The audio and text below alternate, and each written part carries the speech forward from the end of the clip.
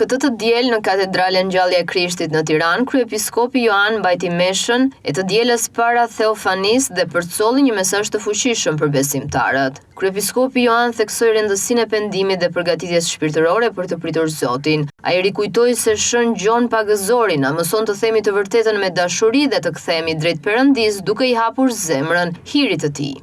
Misioni i tyre ishte të thonte çfarë thot Zoti.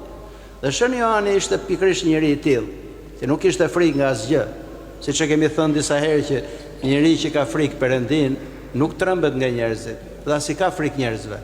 Ata që s'kan frikë Perëndije, ata tremben nga njerëzit. Prandaj dhe Shën Joani bënte një predikim pa kompromis, duke i thënë gjithëve se kush ishte më e mira për to, dhe jo se çfarë donin të dëgjonin ata. E kjo është shumë e rëndësishme, sepse dhe në jetën tonë bashkohore njerëzit janë prirur ndaj opinioneve, si do mendojnë të tjerët. Shpesh herë nuk e thon vërtetën, se thot pse ta prishur me të, pse të mendojnë njerëzit keq për mua. Ndërsa Zoti nuk thot këto gjëra. Zoti thot që ne duhet të themi gjithmonë të vërtetën, por Shën Pavli na mëson ta themi të vërtetën në dashuri, sepse i donin njerëzit profetët i flisnin shpesh herë dhe ashpër atyre.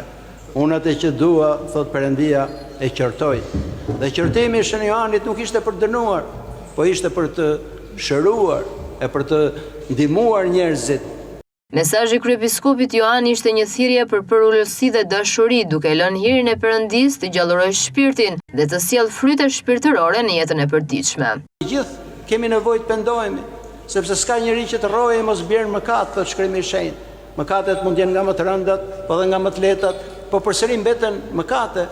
Dhe shenjtërët patën aftësinë për ta parë mëkatin e tyre, për ta parë dobësinë e tyre, sepse patën një pendim shumë sinqert.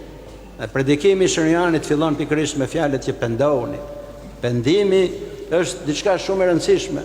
Në Kishën Ortodokse, mëkati dhe pendimi nuk janë siç paraqiten shpeshherë nga shumë njerëz, sikur mëkati është vetëm shkelja e një rregulli, e pendimi është larja e kësaj një gjop që i vendoset për këtë. Nuk është kaq e sipërfaqshme. Mëkati në kuptimin ortodoks nuk është shkelja e një rregulli, po është prishja e një marrëdhënie, ndarja e njeriu nga Perëndia dhe largimi i tij nga Perëndia. Dhe pendimi nuk është vetëm thjesht të lash borxhin për të pranuar se bëra një gabim, është për të kthyer, për të penduar, që do thotë për ndryshuar gjithë jetën tonë në mënyrë rrënjësore. Ky është kuptimi i pendimit thellë. Dhe pendimi ka shumë fuqi, po që të pendohesh duhet të jesh i përulur. Besimtarët që ndoqën meshën u përgatitën shpirtërisht për Theofanin, duke pranuar mesazhin e shenjtë të Shën Gjon Pagëzorit dhe thirrjen e kryepiskopit Joan.